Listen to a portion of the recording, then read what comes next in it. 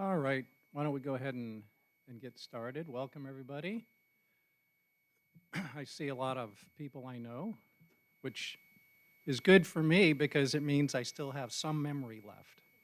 Is when you get to the point you see people and you don't know who they are, you start to worry. So welcome, 3 o'clock in the afternoon. I know it's a tough time to talk about program review. But that's why we have the coffee. I have been up for 12 hours, so that's when the Post-it notes and the cobwebs in my brain start to fire. So anyway, what we're going to do today is walk through the program review process.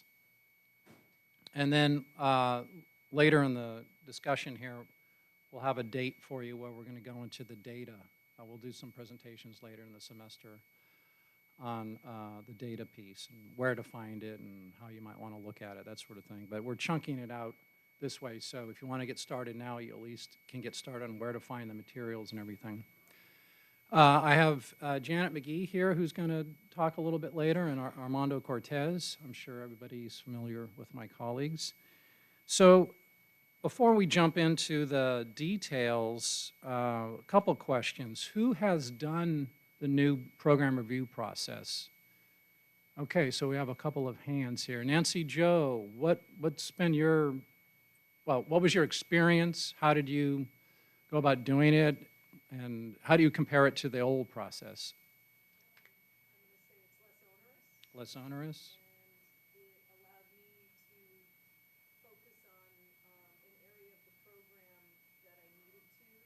So more focused, right?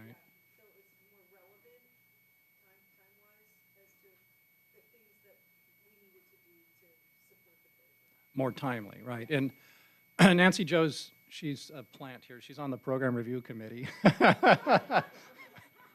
Well, so am I.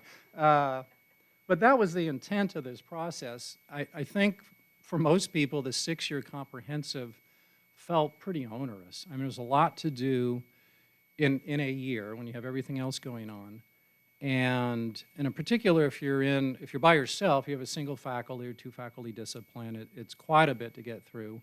And then if you're in say a large program like math and English, sometimes that work was given to the person who drew the short straw and they just went out and did it, and then nobody really even saw it because it was just so much.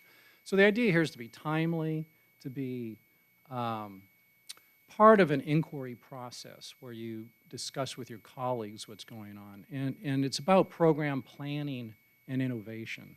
And we're trying to get away from that rear view mirror looking in the past. I mean, of course, historical data gives you the context, but this is really about planning and being innovative and focused on student success and equity.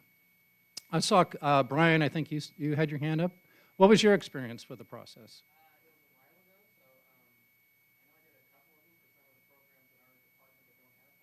Mm-hmm.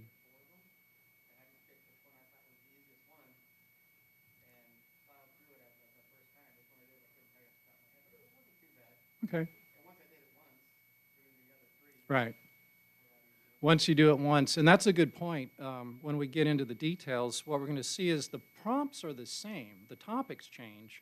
But once you go through a couple of years, then you'll remember, oh yeah, it's the same 6 or 7 prompts. I'm just answering in a different context this year.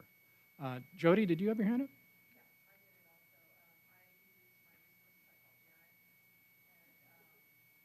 Call Janet. That's always my first. If you don't know what to do, call Janet.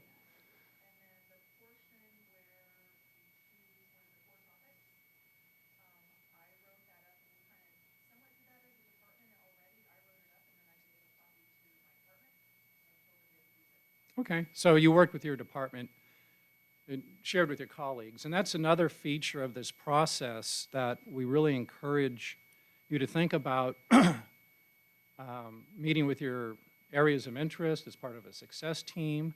You might even want to collaborate on a project with faculty in your department. So there's a couple faculty here from Life and Physical Sciences. So let's say chemistry and biology faculty are having similar observations when you look at the data.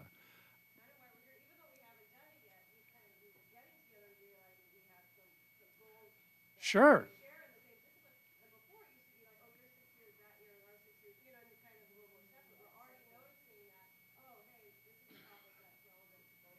topic that's relevant. Right, exactly.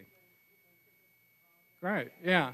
And you share a lot of the same students, right? I mean, Ashley is in biology, and for students that are transfer bound, they need to take OChem. Well, they need to take 150, 151, and OChem. So you see a lot of the same students. And when you think about learning and that experience for students and going through a sequence of courses to get a degree and or transfer or both, you have some common observations about the students and what might improve their experiences. So this is great, and it's intended to be collaborative and also cross-functional, cross-dialogue across student service areas, counseling, library, MESA, EOPS, and instructional programs. Now, a lot of those affinity programs that we call them are already pretty integrated, but this does enhance that dialogue across service and instructional areas. Let's see, did I have any? Okay, a couple of things I want to mention that I won't get into today. If you have questions about compensation, my office is not the one to contact. The questions about when you will get paid, you probably want to ask your dean. If you have an observation that it doesn't seem like enough, then you call Christine and you tell her. Thank you very much. If you have observations about the process itself, I will remind everybody that program review is a 10+1 area. And so this work was developed collaboratively in the Program Review Committee, which is an academic senate committee, and I've been on that for a while. And it's one of those areas in the 10+1 that's what we call mutual agreement, as opposed to rely primarily. Curriculum, those sorts of things, we rely primarily on the advice and input of faculty. Mutual agreement means the academic senate and the board have to mutually agree on changes to policies, like the policy and program review. But I think it was a good couple of years that we put our heads together to develop this process, and I think we're all optimistic about where it's going. So the agenda today, I'm gonna hit a couple topics, and then Armando, and then Janet, and then I'll wrap it up. So we're gonna get a general overview and annual planning process. So what's involved?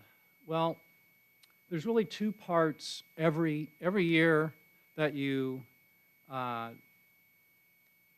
respond to a core topic. So you have 6 years to respond to 5 core topics. So you might be thinking, well, what do I do in that 6th year? There's an annual response every year, annual planning template. And the reason that we kept that in there so that you're not off the hook entirely is there may have been changes that happened. Maybe you lost faculty, staff, or you need resources. So you need some mechanism to stay in the loop.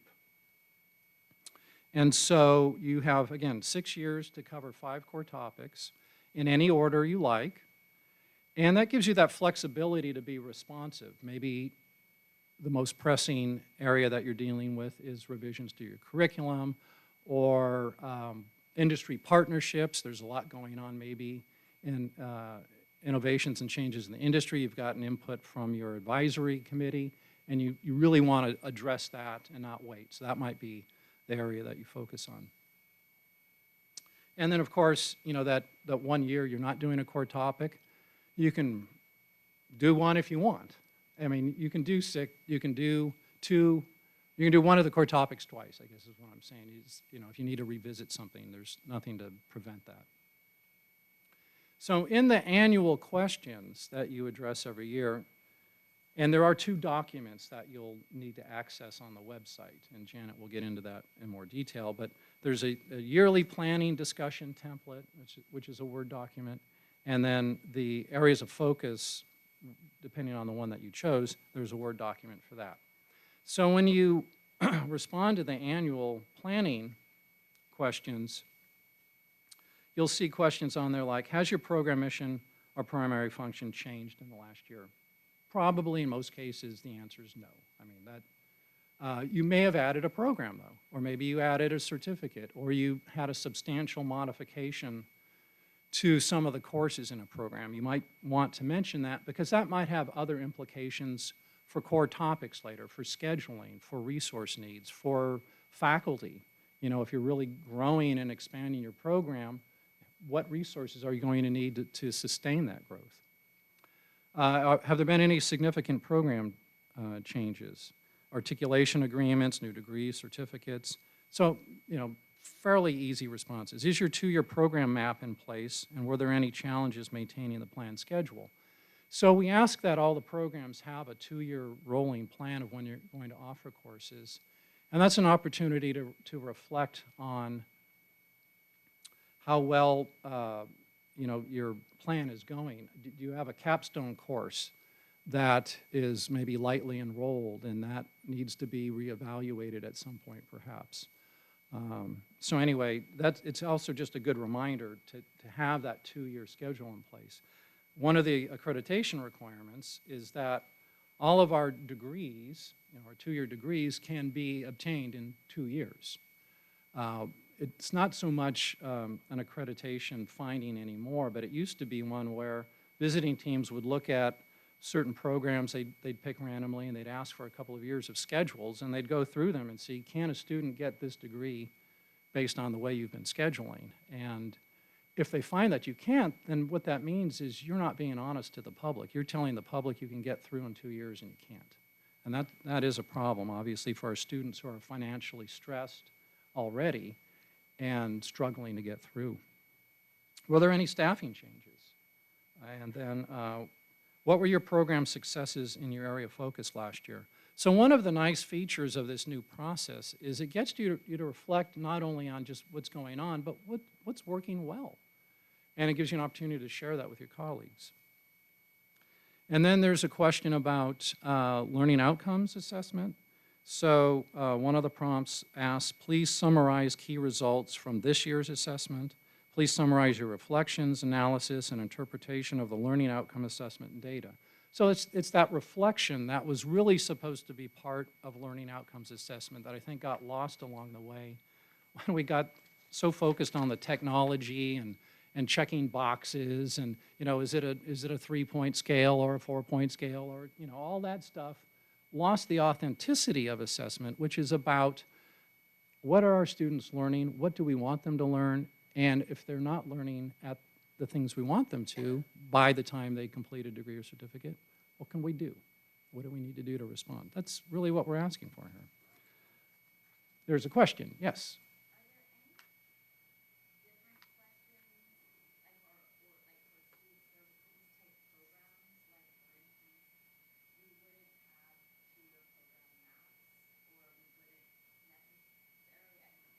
Right. The question, and the reason I'm repeating them is this is being recorded, and the recording wouldn't pick up your voice. So the question is, are there different questions for student service and instructional programs? The prompts are the same. The ideas are different, and we provide some suggestions for the things you might want to focus on. And in the ones that just don't align to what you do, not applicable is fine. And so, for example, the labor market, that's only for CTE programs, which is a subset of the instructional programs anyway. So that's a good question. I probably should have mentioned that up front. We tried to do the best we could to have one set of prompts for both student service and instructional programs and the same 5 core topics, so that we're all sort of working together on the same ideas. In the past, you know, the forms were different, the timing was different, and it got kind of confusing. But the idea here is there's enough flexibility in it to where I think everybody can make it meaningful. And there are some student service programs that may be more aligned with the administrative program review. You know, I don't know if, in fact, they would do it, but let's say admissions and records. While that's in the student service area, they may find the administrative program review more appropriate or more useful. So we have that flexibility. And then there is a prompt, it's not here on the slide, but it is in the document online, about DE modality course design peer review and substantive interaction. So for those of you that aren't aware of it, on our initial visiting team set of core inquiries that were provided to us back in March, the team was concerned about the lack of substantive interaction in our DE courses. And one of the things that Academic Senate wanted to do then was to build in a reflection on how we're ensuring substantive interaction into this process. So that's in there now. If you don't offer DE courses, what would you respond? NA, easy enough. And then your favorite part, if you have resources, is the resource request. Now, you'll address that in either or both, the annual and the core topic. You may find that you have some resource needs that don't specifically, that year you're doing this, fall under the particular core topic you're working on. But you need these things. And so you can use the annual planning update to identify your resource needs there. And then when you get to the area that you're focusing on, if there are specific resource needs, you can identify them there as well. But this is also to ensure that in any year that you're doing this, and including a year where you're not doing a core topic, and you're just doing the annual planning, you have the opportunity to put in your resource requests. Let me pause and see if there's any questions about that. Okay, so this diagram kind of walks through the steps. In step one, obviously this is assuming you've already done you've responded to the annual planning questions. So the first thing you need to do is pick a core topic. You know, if you have a hard time picking one, there's 5 topics, and 6 years, you could grab a 6-sided die and roll it and see what you get. And let's see, so step 1, choose a core topic. Step 2, choose the data you want to use, and Armando's going to talk a little bit more about that, and then like I said, in a couple of weeks, we'll have a dedicated session specifically around the data, where to find it, and all those sorts of things. Now, when we talk about the data, what you're going to find in this process is it's a lot more flexible in the past. And you know, the old guide would say, look at these data and answer this question. Look at these data, answer this question. This kind of gives you the flexibility to think, well, if I'm working on this particular core topic, what would be really most meaningful to me? It could be that, you know, if you're working on scheduling, you know, maybe you look at when your courses are scheduled, when you might have light enrollments, heavier enrollments. You could look at related disciplines and see what they're doing. You can meet with your areas of interest and success team. And you could go from that level all the way down to your own grade book. Erica Bealey in my office has worked with a number of faculty on kind of doing that equity interrogation of the grade book and looking at by ethnicity, first-generation status, what you think are meaningful demographics, and see how do students do assignment by assignment and disaggregating it. You might find that maybe by altering the timing, the weighting, you know, those sorts of things that are unique to your course, you might find that there's some changes you want to make. So you have that flexibility. Gary. I hope this isn't a silly question, Paul, but you know, this is my 6th year program review, and I did course review last year. Is this year just another annual year, or is it different than each of the annual years? Well, you can sort of, the question was, I did my 6-year comprehensive last year, so how do I treat this year? Is that? No. I did the course review. You did the course review last year, okay. So now this year I'd be doing the 6-year, you know, program Right, review. right. Is it just going to be a year like any other year? It's a year, yeah. So the question is, I did my course review last year, is what do I do this year and going forward? You can sort of put the old process out of your head here. No reference to that anymore. Bury that. So this is now, everything's starting over. You've got 6 years to do 5 core topics. And Nancy Jo, yeah. I'm wondering if your course review might lead you to curriculum design core topics. Yeah, I mean, it could. Yeah. I'm not sure it did, in fact, but Okay. Well, you could. So in doing your curriculum review, you may have found that there's some things that sort of popped up that you'd want to explore. So that might lead to the core topic you want to address this year. Because what you'll see is, and let me move along here, and I'll come back to that. So step 3, we use the discussion templates to gather program feedback. We encourage you, if you work within a department, whether it's multiple disciplines or many faculty in the same discipline, bring these topics to your department meetings. Make the use of the time you're already meeting. We're all busy. Put it on the agenda, have a discussion at a meeting, and use that information and gather that for populating your planning information. Gather feedback from your peers, advisory board. Step 5, input responses into online software. I'm going to come back to that. We're using SPOL for program review and assessment. We're not requiring anybody to input their information into SPOL for program review this year, though we have had some faculty volunteer to do it, and they seem to like it. We will be doing a pilot later this year once faculty have gathered their information onto these templates, and we'll be offering an incentive to participate in that pilot. We'll train you, let you do it, and get your feedback and see how that goes.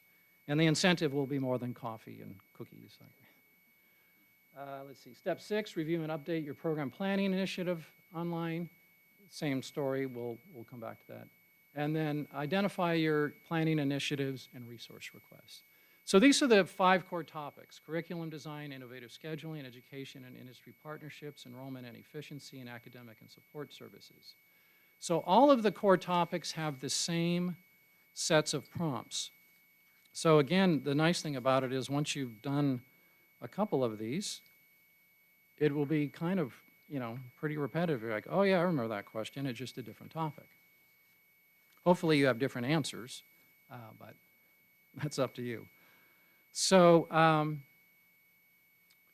me get back to this. So the prompts are: what data were analyzed, what were the conclusions? Based on the data analysis and looking through a lens of equity, what do you perceive as challenges with student success or access? So the focus in all of these 5 core topics is around equity and access, ensuring that students have equitable outcomes. The data that we provide in many instances allows you to see what we call disproportionate impact, where the outcomes are different by different demographic groups, by ethnicity, by gender. We ask you to kind of interrogate the data in a way and see if there are areas where you can focus on. What are your plans for change or innovation? And how are you going to measure your results? That's really important. It wasn't necessarily an obvious part of the old program review. This is really about forward-looking. What am I planning on doing, and how am I going to know that what I did was successful? And this is up to you. I mean, nobody's going to come back in a year and say, that didn't work, how dare you. This is about, that the intellectual inquiry about developing an idea based on some data, implementing, and evaluating. And that continuous improvement cycle, continuous improvement, systematic processes. So innovative scheduling. This is a broader topic than, maybe saying, oh, my course outlines align with the CID, I'm going to update my textbooks, and everything looks good. This goes into a deeper analysis. So, maybe you're looking at when you offer, how you schedule around the courses that you offer. If you have a lot of courses to schedule, how are you sequencing them? Is it the most effective for students? So on the instructional side, you might want to review your scheduling practices, your program mapping, You might want to collaborate with your guided pathways success teams to see if there's scheduling conflicts. What's the mix of modalities in your curriculum? Do you offer all your courses online and on-site? Should you? And then are there dependencies across disciplines and general education areas? You know, it's not exactly this way, but one thing that colleges sometimes fall into is this pattern where there's a whole lot of courses between 9 and noon. And then we expect students to get all their courses completed in 2 years. And so, you know, this is an opportunity to look at your curriculum in a scheduling format and address that. Now, curriculum design, which is what Gary was talking about, you know, you've got the typical prerequisites, co-requisites, advisories, limitations on enrollment, those sorts of things. But, you know, do you have all the equipment, the supplies, the materials, the technology to deliver that curriculum? A lot of our course outlines are really old. You know, we keep rolling over the courses, but maybe there's innovative ways of delivering the curriculum that you've thought of, and now's the opportunity to say, hey, if I only had this, these resources maybe, the curriculum would be more effective. Now, let me turn to the student service side here. So, innovative scheduling, it's easy to think about that in the instructional area, right? Is it on-site, online? Is it day, evening? Is it here, Lompoc, at a high school? And the other topic you might want to talk about in the scheduling is concurrent enrollment. You know, are you already doing that? Does that have an impact on how you're scheduling here? So there's lots of topics. But in the student service area, you might look at how you're scheduling services. Is it the most optimal way? Are there times, or do you know? How do you know? You know, maybe it's time to reflect on when your services are being provided.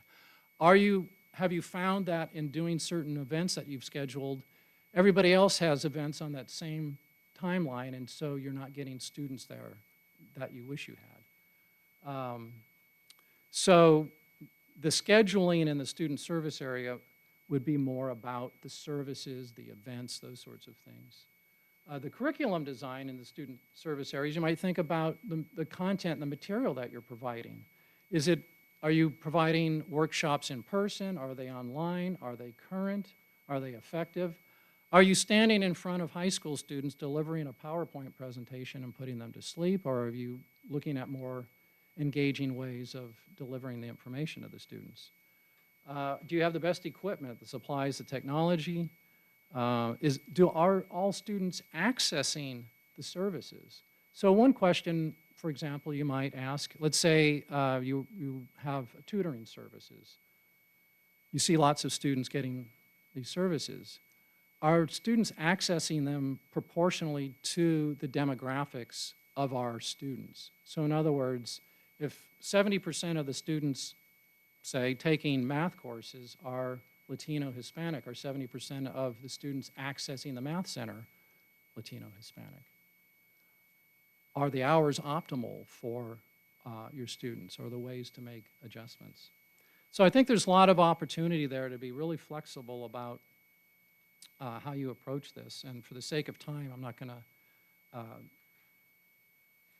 blab on in too much more detail. But so enrollment and efficiency for the instructional side, that's kind of the old productivity, FTEs to FTEF, enrollment trends.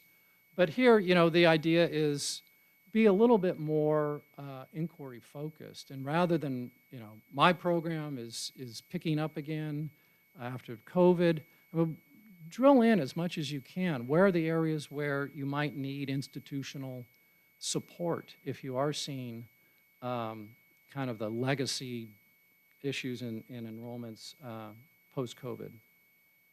And in student service areas, you might want to analyze some data around participation of students in services. You might have departmental metrics, you know, financial aid, EOPS. They might have metrics on the number of students, again, the demographics of the students. We can do customer satisfaction surveys. Genevieve is interested in having a kind of a global satisfaction survey for student services that can be used by all of them. Academic and support services, you can see some of the ideas there. This was, I think, really important because for the instructional programs, it gets you to think about collaboration with support areas. You know, how much do you know about what's available? Are you referring students in the best way you can to support services? Are you engaging in tutorial services, those sorts of things? And in the guided pathways framework, for the success teams in the areas of interest that we're supporting, you know, when we start rolling out the success teams, you know, with dedicated named counselors, you know, is everybody in that area familiar with who the specific counselors are to refer students to? So the bottom line, dialogue is key. So take the time within your departments, within your discipline, whether it's cross-functional, however it best serves your students in your area, and move accordingly. So I will turn it over to Armando.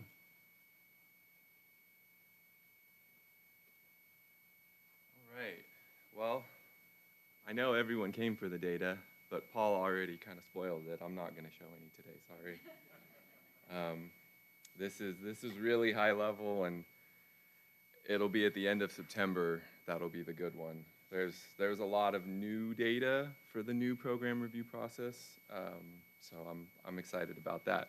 So this is very high level. You can see the 5 core topics on the left and kind of what we have proposed as possible data on the right-hand side, and hopefully people are pretty familiar with a lot of this. We have more, but again, this is real high-level stuff, and you can see certain data will fit into multiple areas, so that's kind of straightforward. The other thing that I always tell people about data is what I would create for program review is hopefully going to cover most of the questions, but it's probably not going to cover all the questions. So if somebody has other data they would want, you just work with me, let me know, and we can probably figure it out as long as it's somewhere in Banner. And then the other piece, and Paul covered this really well, so I don't need to do much, but this is kind of what the discussion templates look like. You can kind of see it over there in the corner. The nice thing about these is they have possible topics just kind of built in. So when you read these documents, and I think Janet is at least going to show you guys where they are online, it's much more helpful than the old process. The old process was just, here's the stuff, do it, and this is a little more friendly.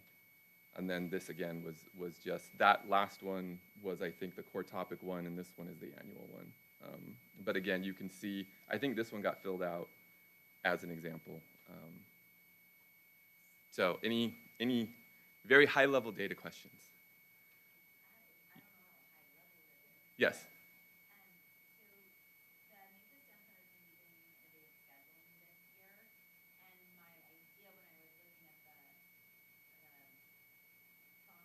Mm-hmm.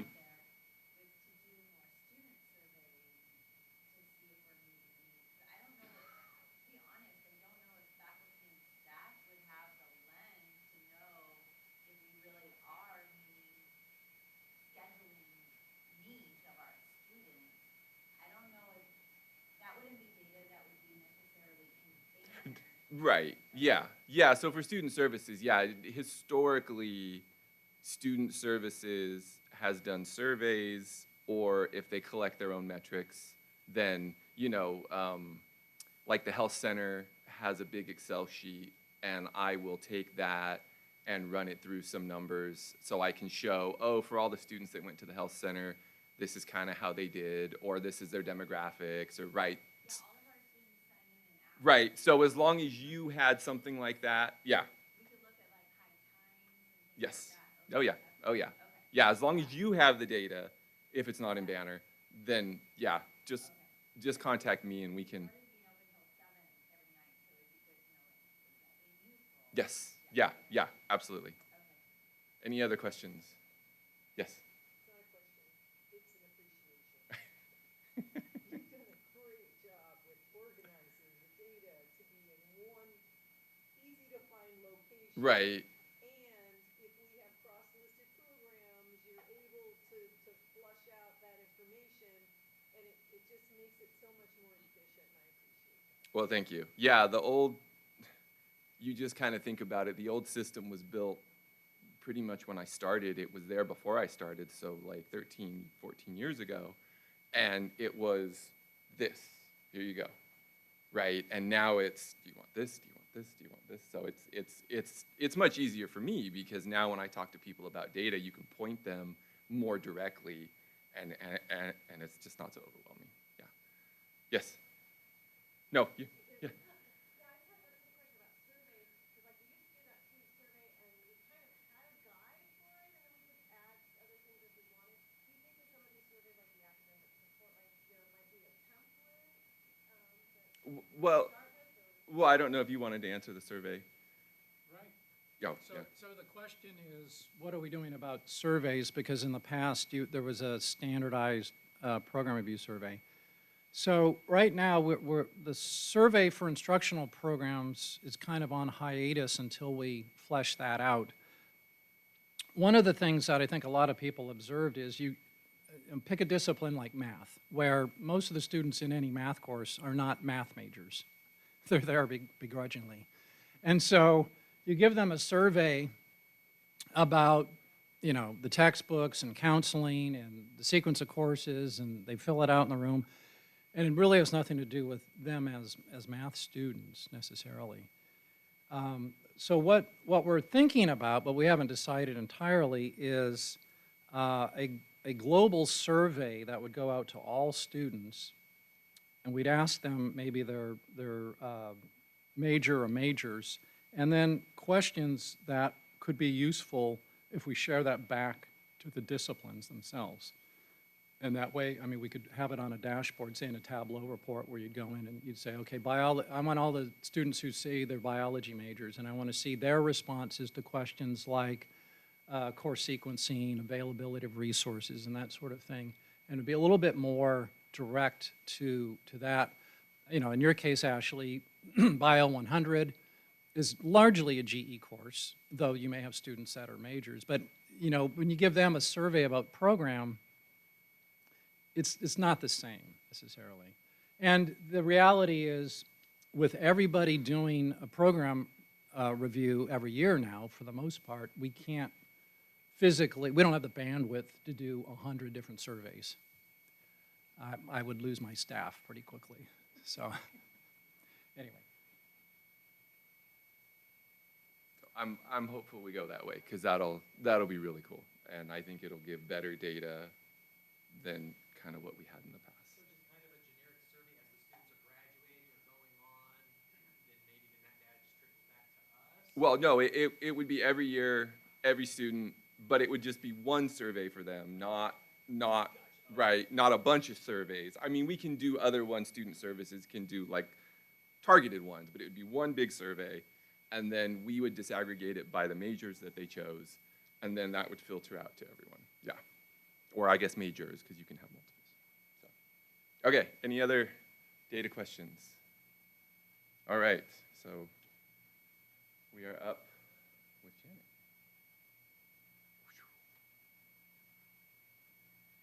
Hello, I'm Janet McGee, and I guess I'm the Program Review Help Desk, so, which I'm happy to help.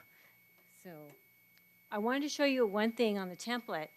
You'll notice when you go into the template, here's the kind of a picture of the yearly planning, where you would do like an initiative, and then underneath that used to be where you would tie resource requests to that. But we've kind of changed it a little bit in hopes that it'll be more efficient and accurate for the resource requests. But one thing we really wanted disciplines and programs to do is when you're doing that initiative, you'll see right below there, it says what college plans are associated with this objective. And all of those plans are like the main campus-wide, you know, college plans. And so we want you to select that, because one of the neat things in SPOL, when we get into it and you put in your objective, the next thing down is you can pick. And so it's great because they'll give reports, and we're looking at accreditation, and we're looking at, okay, how are we doing on the picture overall? You know, we'll have all these different things that feed into all those different plans and really be able to get a better picture of what we're really accomplishing campus-wide. the resource request has changed, and it has because this year, as everyone's been turning them in, I've been going through and putting them in SPOL, kind of really trying to flesh out that process and really see how it works and how efficient it is. And one of the things I found is that it's not the best with resource requests. It ends up being a little clunky. And so departments that have 30, 40, 50 requests are going to be there for 3 hours, you know, and that's not what our intent was, you know, about the process. And so what we're trying to do, I'm going to show you the request, that what has come up. This is what I've kind of come up with. This mirrors actually the prioritization spreadsheet that is then sent out to the deans and all, where everyone arm wrestles, you know, over what resources are going to get funded for the next year. And this is just you'll see down here, there are nice, bright tabs, so you can go in and fill out whether it's equipment, supplies. And also up in the corner, I've put kind of a description of what those are, because sometimes things that are actually equipment will get stuck under supplies. And so this will help. Miscellaneous is an interesting category. It's a little small, but those are for, like, I'm looking for more travel money. I want to be able to pay for stipends. I want more student workers. And a lot of times we put that under staffing, but it's really not. Staffing is part-time, full-time, faculty, and staff is pretty much what staffing is. So when you go into this, I'll go back to this one because it's larger. You'll go in, and this, you'll see a drop-down. So you'll go in, you'll pick your department, you'll pick your program. My English Rhetoric is my sample program that I play around in on SPOL. You'll go and you'll pick your department, your program, and this is the source here, and the arrows are on the right. You can choose yearly planning and core topic if you're doing both, or if you're in that 6th year and you're only doing a yearly planning, then you can choose that. And where we used to put resources on both of the independent, like the yearly planning and then the core topic, and sometimes that got difficult because it came, and I think people were nervous about them not being picked up, so they put all of them on one, and then they put them all on the other. And so I'm having to scroll through and figure out, you know, are these all the same ones? And then there was one where there was another one stuck in, and so in order to not miss what you guys need in your resources, this seemed to be a little bit more efficient and it could be more accurate, which is why we decided to go with it. In this, you'll pick the year. So this was 2023. Now we're going to go into 23-24. The objective, we're asking, you'll see in the guidebook, because the guidebooks have all been updated, that we'd like you to name your objective so that we can reference it, you know, on this sheet. So my program was English Rhetoric, so it's ER Objective 2. So that's that reference that I put in. And then my need was equipment. And then this you type in, what is your need, what's it per item cost, and then you'll put, is it a one-time, ongoing, priority, is it high, medium, low, and the estimated cost. That's where you stop. I realize that I stare at this all the time, so it doesn't confuse me. But someone else might go, oh my gosh, I have to go here and get the dean and all that. And this is actually what happens in the prioritization process. So I don't know, maybe Nancy, the answer is to take those columns off so that it doesn't, you know, confuse people. But what will make this easier is when you send it all in, and it needs to be submitted in Excel format, you'll be emailing it to Christy Lopez and CCing me.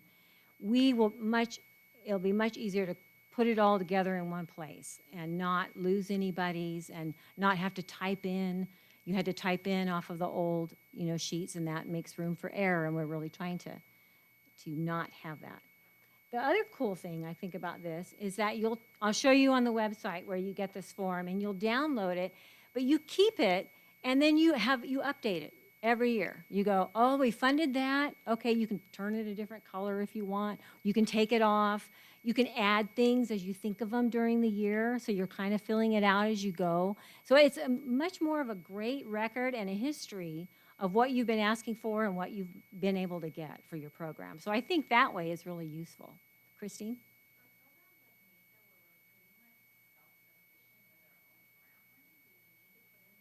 You don't. This is only if you need. You know, if you have other resources. Yes, yes. And the supply, and this goes through the lottery process with the supplies and equipment. So I'm going to go now to the institutional effectiveness. Yes, Nancy. I'm wondering if we should give instructions to not modify the headings or maybe lock the headings so that they can't be changed, so that the lists are consistent as they. Yes, I believe they are locked, but we'll double check that. Maybe you can hide the columns for. Oh, the D, there you go. Yeah, just hide them, they're there. right. Expand, so that people, because I looked at this today for the first time and I was like, oh my God, I gotta go get approval, the chair's approval.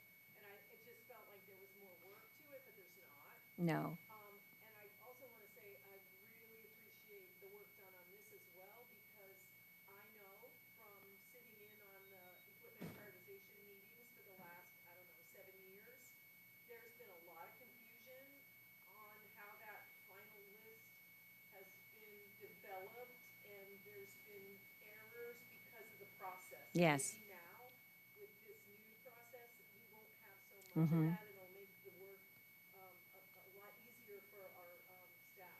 Right. When you go in on SPOL, when you begin entering your program reviews on SPOL, one of the questions that I added into SPOL was resources. You'll click into that, you'll hit the edit box, and you upload your template. And so it's really nice. But until you're on it, you'll need to be sending that, forward to our offices and Christy so that we can get those. On the Institutional Effectiveness website, this is the public-facing website. I learned this morning in Web Services Committee that, which is really nice, that they have put on the portal, if you go to Tools and you type in Institutional Effectiveness, you get this page. So it can be accessed now from the portal, which is really cool. But you'll go to it, you'll look down on the left side, you'll see Program Review. And here is the Program Review website for all your needs and wants. And this is where you'll end up going into SPOL when you do. Notice here I put in very large letters that these have been revised. And so it's really important that people go to the site to get the new templates. And so if I go in here, you'll see all of the core topics. This is the innovative and the partnerships, enrollment. So there's the 5. And then this little student-centered icon are the yearly planning templates. And under these, if you open, you can click on these and they'll open up and there'll be a PDF. But when you're downloading it, you just click on the Word format, and it'll download for you.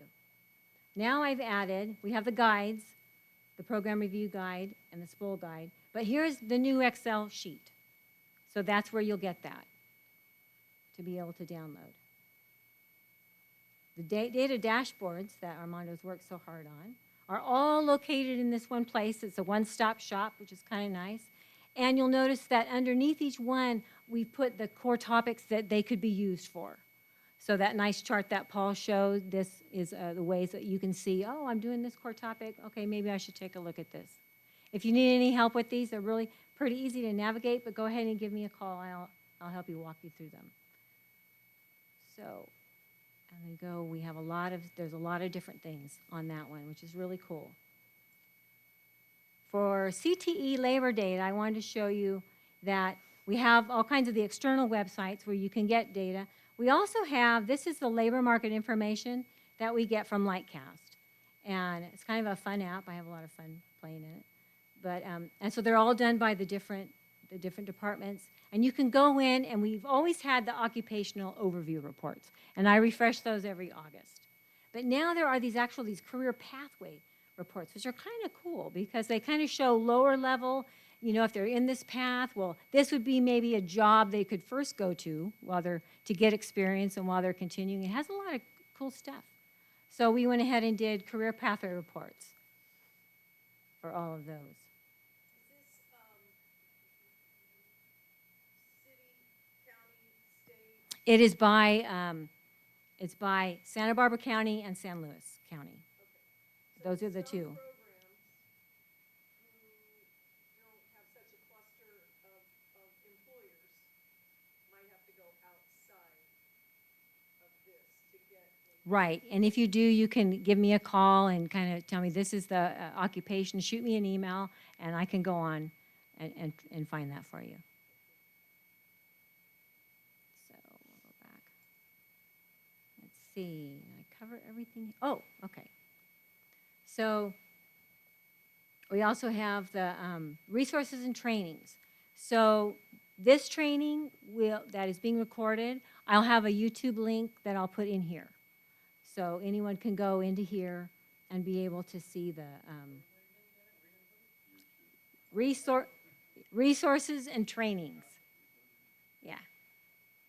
Then, just so you can see, this is where the program reviews are posted. After they're signed, and so if you don't see yours here, let me know or contact Bob's office, because I only post them after they've been fully signed. And I know sometimes it takes a little bit of time before they get signed.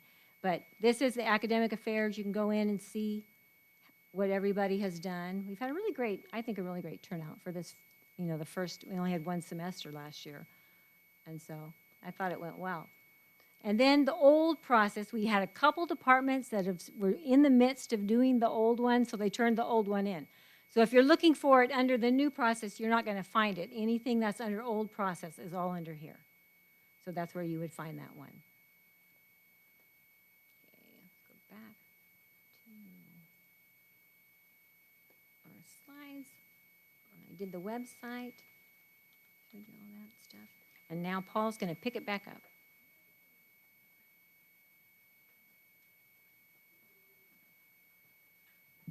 All right, thanks, Janet. Janet referred to SPOL, Strategic Planning Online, which is our platform where we store assessment data, your program learning outcome information, course outcomes, and program review. The reason we went to this platform is, if you were familiar with our old process is, you had Illumin, and, getting the data out of that was an ordeal. The reports weren't particularly helpful. And then we had program review, which is another document. So when we're all up and running and everybody's familiar with SPOL, you can go in and easily see your assessment data in there and use that to populate your annual response to your program learning outcomes and course outcome information. And so it's a nice way to integrate everything. We will be, probably come spring, that way we'll give everybody the fall semester to kind of familiarize yourself with the process. We'll be offering, like I said earlier, some training, and we're going to recruit some faculty to do a pilot on it. And like I said, we'll provide a reasonable incentive. And the thought behind it is we didn't want to do a wholesale change in process and roll out this entirely new piece of technology at the same time and really overwhelm everybody.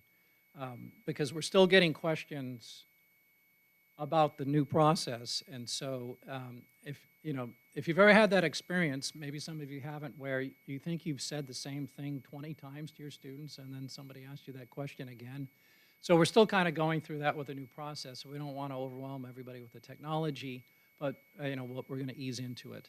And so we'll do that pilot in the spring. I think you'll like it. I mean, once you get used to it. But it's one of those things where if you only do it once a year, it's hard to remember. And so we're trying to have as many resources on there. Videos. Janet has done some great videos. When Stephen Butler was here, he recorded some videos. And we'll be doing professional development training as well. So that the technology should not be driving the process.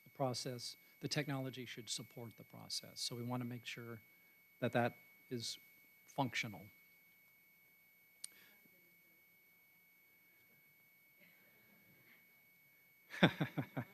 I'm not going to repeat that. I need all my retirement information to go to STRS accurately so I can get out of Dodge. Yeah, right. I'm relying on all those days of sick leave I've accumulated. It's like, 0, no. So here's some screenshots of SPOL, what it looks like. It's not, the prettiest platform, but it's functional, and I think you'll find it pretty useful. This is a sample of the program review page that you'll land on when you get started on your work. And the nice thing about SPOL is there's some out-of-the-box reports that can be generated, as well as some customization that's allowed. And they seem to be pretty responsive. Our rep will meet with us within a week to deal with technology issues or other things. And so this is what a canned report would look like. So let's say you put, when you get to that point where you're putting your data in SPOL and you say, I want to make sure I have a copy of that just in case. It's pretty easy to generate a report, or you can always call Janet and she can do that for you too. I can just see now when I get back to my office. Don't do that. All right, so the submission process. Again, it's important you submit both the annual plan and your core topic if that is a year you're doing your core topic. You have 6 years to do 5 core topics. You could do a core topic in year 1, a core topic in year 2. Year 3, you say, I need a breather. I'm just going to do my annual, and then the next year do it. You could do 5 years in a row, and your 6th year, you just sort of reflect and enjoy less work, and then get ready for the new cycle. So however you want to do it, and in whatever order you want to do that. But there was a little bit of confusion, so the annual planning update and your core topic need to go together when you're submitting your document to your dean and then to the vice president. And then, as Janet indicated, the Excel resource request needs to be, currently the process is you'll submit it to Christy and CC Janet, and we'll make sure that we get it all collated so that your resources are available to be reviewed. September 29th, we'll be doing a data training. I believe we decided to break up the areas into a focus of instructional and then another day on student services. That way we're not kind of bouncing back and forth, and we can really kind of help you a little bit better. So the 11 to noon session will be for instructional programs, and then we'll do one for student service areas. And then we're always around anyway, so if you have any questions before then about the data, you know where to find us. Any other final questions?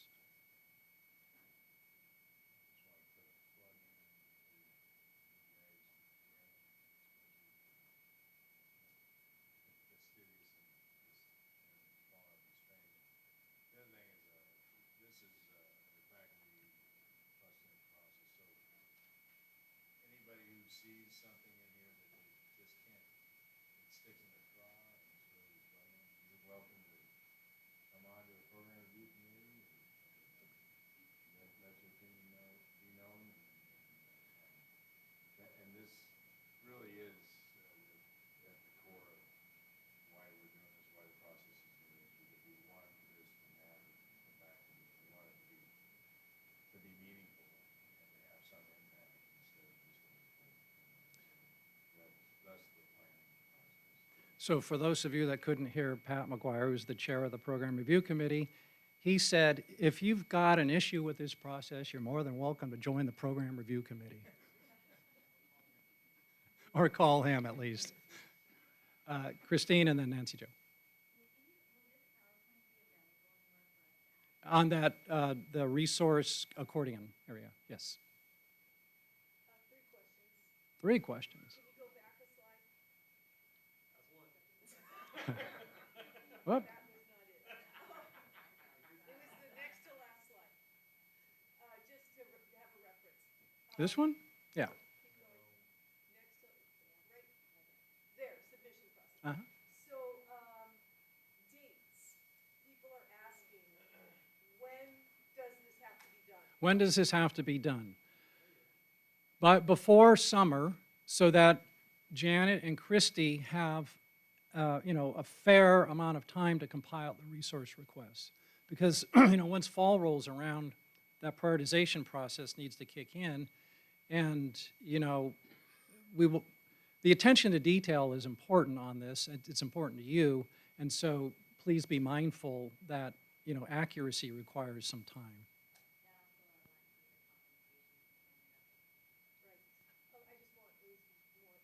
Right, right.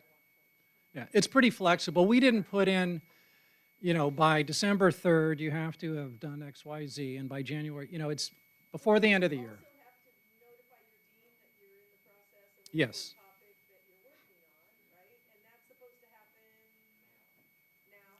In STEM, we all got notices from our deans to submit our core topic by a certain date. Okay. You have a different dean, but, okay. Right. Right, your deans, my understanding is the dean's offices are issuing the stipends, so they need to know to whom the stipends go. Then, what if you're working along and maybe you submit it by, I don't know, March? Okay, as you're done, you submit it, and then something comes up that you need to make a revise, maybe in either the language of the core topic or the resource request. That's okay, right? We can- So the question is, suppose you finish in March and you realize that you need to make a modification or an addition, is that okay? Absolutely. Of course, when it's in SPOL, that'd be a lot easier because that's always open. You could always go back and make it. It's a living document. If you send, right now, you know, before we've got systematically to the point where we're implementing SPOL, you know, you could just update your Word document and just let your dean and VP know that these were modifications. The resource request, I would make sure to let Christy and Janet know that this is a different one and to, you know, be aware of that. Faculty have asked, and so that's what I told them. Right, They right. said, just resubmit, copy. Resubmit, right. Janet, copy Christie, and probably your dean, Mm-hmm. right? Right, yeah. That's it. Yeah. So again, the important timeline is before summer, get the resource request in so that there's ample time. I mean, there was one particular program, I believe there were 90 items identified. It takes a while for Janet and Christy to make sure it ends up in the right place. Hopefully, with that Excel spreadsheet, the copying and pasting will work to where that is, it's not up to them to figure out what it is being requested. So, anyway, yes.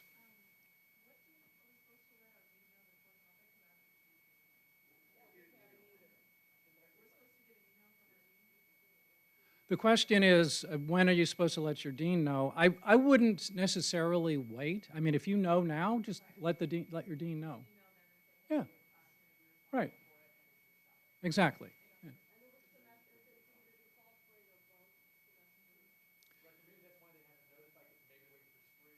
No, I wouldn't wait. I wouldn't wait till spring. I mean, my understanding of the stipend is to do the work. I mean, if you want to stay up all weekend and write it, and you can do that, then that's up to you. But as soon as you get ready to get started and you haven't received any email from your dean, I would just let them know what your core topic is and who will be working on it so they can get the paperwork going. We're supposed to have a stipend agreement, right? Then Christine, right, a stipend agreement in place before we start the work, correct? Yeah. That's what we're Right. supposed to do. It's always best to have the stipend agreement in place before the work starts so that there's no hurt feelings and misunderstandings. And if there are multiple people that will be, and I don't know how Bob's office is handling it and the deans, but my understanding is maybe 2 people might work on it and they would split the stipend. So please make sure to tell your dean what your plan is so everybody's on the same page in terms of that process. A 50-50. No more increments. Yeah, that makes sense, right? Any other questions? All right. Well, thanks again, everybody. Grab some cookies and coffee, and for those of you on YouTube, you're out of luck.